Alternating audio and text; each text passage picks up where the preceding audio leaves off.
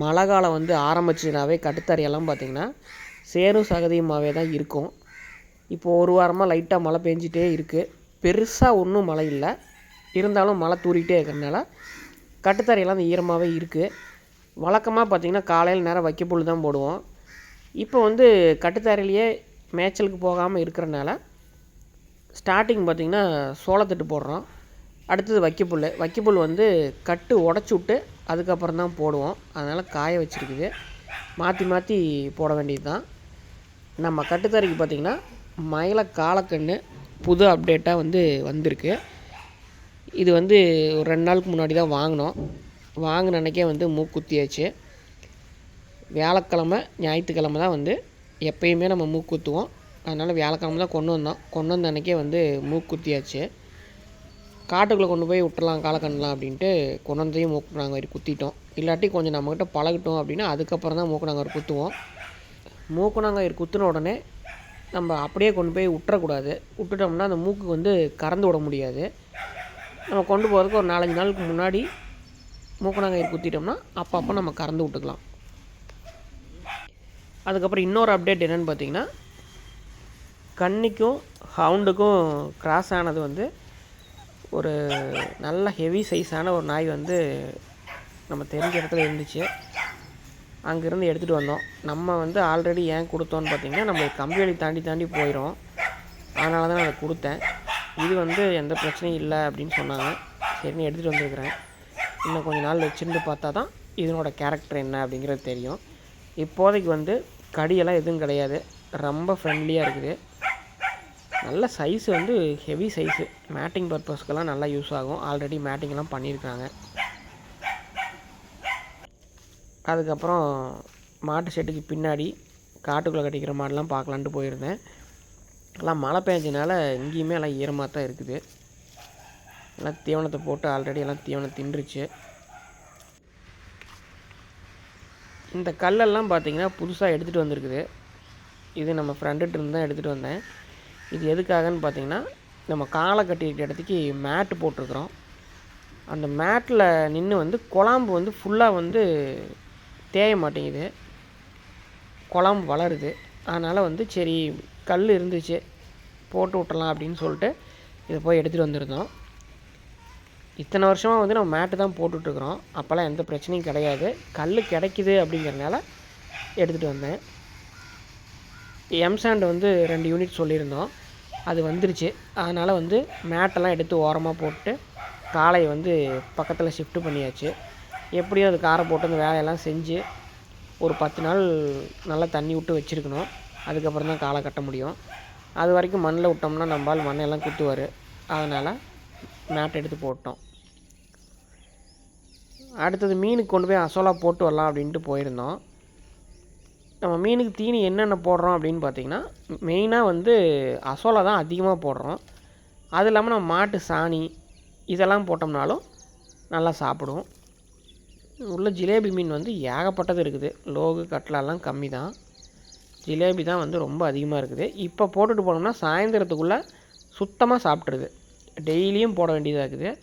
டெய்லியும் போட்டால் தான் மீன் நல்லா பெருசாகும். அதுவும் இல்லாமல் உள்ளார தீவனம் கிடச்சின்னா தான் மீன் வந்து மறுபடியும் வந்து வெளியில் போகாது. இது வந்து 30 அடி அகலம், 100 அடி நீளம் இருக்குது. அதுக்கப்புறம் காய இறக்கலான்ட்டு காட்டுக்குள்ளே வந்திருந்தேன்.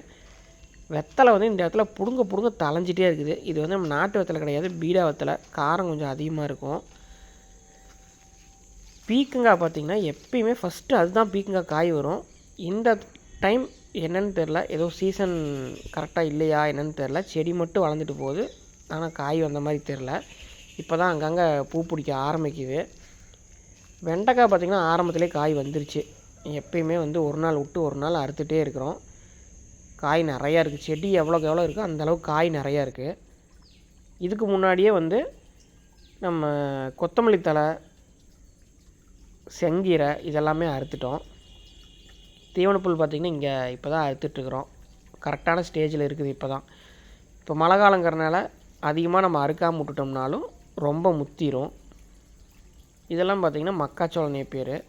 இப்போ அறுத்துட்ருக்கிறது சூப்பர் நேப்பியர். ஒன்றும் பெருசாக வித்தியாசம் தெரில. எல்லாம் ஒரே மாதிரி தான் தெரியுது. இந்த கேன்லாம் எதுக்காகன்னு பார்த்திங்கன்னா, நம்ம புறா கூண்டில், அதாவது மேய்ச்சல் முறையில் வளர்த்துற புறா கூண்டில் 2 ரேக் தான் வச்சுருக்குறோம். அந்த 2 ரேக்கு போக மீதி நிறைய இடம் இருக்குது. அதில் வந்து எப்பயுமே இத்து போகாத மாதிரி, எந்த டேமேஜும் வராத மாதிரி இந்த கேனை கட் பண்ணி நம்ம ரேக் செட் பண்ணிடலாம் அப்படிங்கிறதுக்காக உட்காந்து இதெல்லாம் கட் பண்ணேன். இதெல்லாம் வந்து ஒரு கேன் வந்து 130 ரூபா வருது. நல்லா ஹெவியான கேனு, லைஃபுக்கும் ஒன்றும் ஆகாது. அந்த மாதிரி நம்ம மரத்தில் எல்லாம் அடித்தோம்னா அது சீக்கிரத்தில் இத்து போக ஆரம்பிச்சிடும், அந்த கழிவுகள்லாம் பட்டு. அந்த கடைசியில் இருக்கிற 5 வந்து கொஞ்சம் சைஸ் மாறிடுச்சு, பெரிய சைஸாக போயிடுச்சு. சரி, அது கோழிக்காக வச்சிடலாம் அப்படின்ட்டு இதை மட்டும் புறாக்காக கட் பண்ணோம். அதை வந்து கோழிக்காக கட் பண்ணியாச்சு. இதெல்லாம் இந்த வேஸ்ட்டு பார்த்திங்கன்னா நம்ம கட்டுத்தர கூட்டி அல்றதுக்கு யூஸ் பண்ணிக்கலாம். இது எல்லாத்தையும் எடுத்து அப்படியே பண்டலாக கட்டி வச்சிட்டோம்னா வேணுங்கிறப்ப 2 எடுத்துக்கலாம். பிளாஸ்டிக் வந்து தேய ஆரம்பிக்கும் நம்ம கட்டுத்தரெல்லாம் கூட்டி அள்ளும்போது. சாணியெல்லாம் எடுக்கிறதுக்கு ரொம்ப யூஸ்ஃபுல்லாக இருக்கும். அதனால் அதை பத்திரப்படுத்தி வச்சிட்டோம்னா அது இன்னொரு 10-20 வருஷத்துக்கு நமக்கு பிரச்சனையே இல்லை. அடுத்த நாள் காலையில் ஆளுங்கள்லாம் வேலைக்கு வந்துட்டாங்க இந்த கல் போடுறதுக்கு. ஃபஸ்ட்டு எடுத்தோடனே எம்சாண்டெல்லாம் வந்து நிறவி விட்டாங்க. இது வந்து நம்ம மண்ணில் போட்டோம்னா மேடு பள்ளமாக ஆயிரும், காலை நிற்க முடிச்சு குழியாயிரும். அதனால் எம்சாண்டு ஃபுல்லாக போட்டு நல்லா மட்டம் கட்டி விட்ருவோம் ஃபஸ்ட்டு. இப்போ நம்ம எந்த அளவுக்கு வேணும் அப்படின்னு சொல்லியிருக்கிறோமோ அந்தளவுக்கு அவங்க நிறவிட்டாங்க. நான் வந்து 16 அடி அகலம், 24 அடி நீளம் அந்த மாதிரி சொல்லியிருக்கிறேன். 2 காலை நம்ம கட்டுறதுக்கு இந்த இடம் போதுமானது. நடுவில் ஒரே ஒரு கம்பி வச்சிட்டோம்னா அந்த கடைசியில் ஒரு கம்பி, இந்த கடைசியில் ஒரு கம்பி போட்டால் 2 காலை வந்து சர்வசாதாரணமாக நம்ம கட்டிக்கலாம். ரேமர் போட்டு நல்லா அமுத்தி விட்டோம்னா தான் மறுபடியும் வந்து கல் எப்படி போட்டாலும் இறங்காதுங்கிறக்காக மிஷின் வச்சு நல்லா அழுத்தி விட்டோம். அதுக்கப்புறம் கல்லெல்லாம் போட ஆரம்பித்தாச்சு. சைஸ் வாரியாக பார்த்து நம்ம கேப் இல்லாமல் போடணும். சின்ன கேப் வந்தே தீரும். அந்த கேப்புக்கெல்லாம் பார்த்திங்கன்னா நம்ம கலவை போட்டு பேக் பண்ணிடலாம். சைடில் சுற்றி வரோம் வந்து ஜல்லி போடணும். ஜல்லி போடாமல் விட்டோம்னாலும் நம்ம மாடெல்லாம் நடக்க நாமளும் போக வர அதெல்லாம் இடிய ஆரம்பிச்சிடும், கல் ஒரு சைடாக இறங்க ஆரம்பிச்சிடும். அடுத்த வீடியோவில் வந்து நான் ஃபுல்லாக வேலையை முடிச்சுட்டு எப்படி இருக்குது அப்படிங்கிறத காமிக்கிறேன். இப்போதைக்கு வந்து இந்த வேலை தான் செஞ்சிட்ருக்குறாங்க. ஃபஸ்ட்டு வந்து நமக்கு இன்வெஸ்ட்மெண்ட் அதிகமாக தான் தெரியும், இருந்தாலும் லைஃபுக்கும் வந்து நமக்கு பிரச்சனை இருக்காது இந்த மாதிரி போட்டால். அதுக்கப்புறம் ஆட்டு ஷெட்டுக்கு வந்திருந்தேன். நம்ம சப்ஸ்கிரைபர் ஒருத்தர் வந்து கெடா கொடுக்குறது ஏதாவது இருக்கான்னு கேட்டிருந்தார். பெரிய கெடா தான் கொடுக்குறது இருக்குது அப்படின்னு சொல்லியிருந்தேன். சரி, அதை ஒரு வீடியோ அனுப்புங்க அப்படின்னு சொல்லியிருந்தார். அவருக்காக நான் வீடியோ எடுத்தேன். பெரிய கெடா பார்த்திங்கன்னா இப்போ 4 பல்லில் இருக்குது. வெயிட் பார்க்கல, ஒரு அப்ராக்சிமேட்டாக ஒரு 70 கிலோ 80 கிலோ வரும்னு நினைக்கிறேன். நம்ம வாங்கினதுலேருந்தே அது வெயிட் போட்டது கிடையாது. நம்ம ப்ரீடிங்காக தானே வச்சுருக்கிறோம் அப்படின்ட்டு. யாருக்காவது தேவைப்பட்டுச்சுனாலும் ஸ்க்ரீனில் தெரிகிற அந்த நம்பருக்கு கால் பண்ணுங்கள். அப்படியே பீஸ் கணக்காக வேணுனாலும் நம்ம ஒரு ஆவரேஜ் ரேட்டு போட்டு சொல்லலாம், இல்லை கிலோ கணக்காக வேணுனாலும் வெயிட் போட்டு சொல்லிக்கலாம். இன்றைக்கி வந்து கட்டுத்தாரையெல்லாம் வந்து ஈரம் கம்மியாக தான் இருக்குது. மேல் வயல் வந்து மாடு கட்டிக்கிற இடம் உழவு ஓட்டி போட்டனால அது ஈரம் அதிகமாக இருக்குது. நைட்டும் வந்து லைட்டாக மழை தூரி இருந்துச்சு. அதனால் எல்லா மாடுகளையும் கொண்டு வந்து கட்டுத்தாரையிலேயே கட்டியாச்சு. கட்டுத்தாரையெல்லாம் கட்டினதுக்கப்புறம் பார்த்தா ஒரு தேருக்குள்ளே நிற்கிற மாதிரி நிறையா இருக்குது உருப்படி எல்லாமே ஒட்டுக்கா. எல்லாம் தனித்தனியாக இருக்கும்போது உருப்படியெல்லாம் கம்மியாக தெரியுது. இங்கேயுமே பாருங்கள், இந்த இடம்லாம் ஈரம் இருக்குது.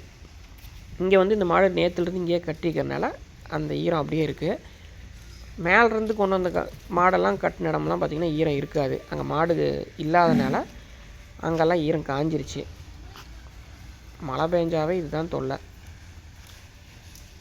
மயிலக்காலை கொண்டு வந்து கட்டி ஒரே நாள் தான் ஆகுது, அதுக்குள்ளே அந்த இடத்த குழி பண்ணிடுச்சு. மேட்டில் நின்று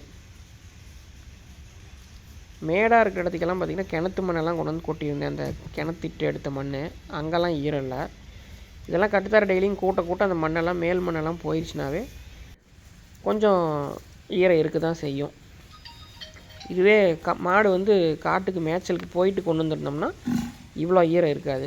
கட்டுத்தரையிலேயே கட்டிக்கிறதுனால தான் இந்த அளவுக்கு ஈரம். அதுவும் இந்த காராம்பசு கட்டிக்கிற இடத்துலனா ஈரம் ரொம்ப அதிகமாக இருக்குது. இப்படியே மழை பெஞ்சிட்டு இருந்தால் அடுத்து ஷெட்டுக்குள்ளே தான் கொண்டு போய் கட்டணும். அந்த கேன்லாம் இருக்கிறனால தான் நாங்கள் உள்ளே கொண்டு போய் கட்டலை, இல்லாட்டி உள்ளே கொண்டு போய் கட்டியிருப்போம். கொசு அதிகமாக கடிக்கிற டைம்லலாம் பார்த்திங்கன்னா ஷெட்டுக்குள்ளே கட்டி ஃபேன் போட்டு விட்ருவோம். இப்போதைக்கு அதெல்லாம் தேவையில்லை. அவ்வளோதான் நண்பர்களே இந்த வீடியோ. நன்றி.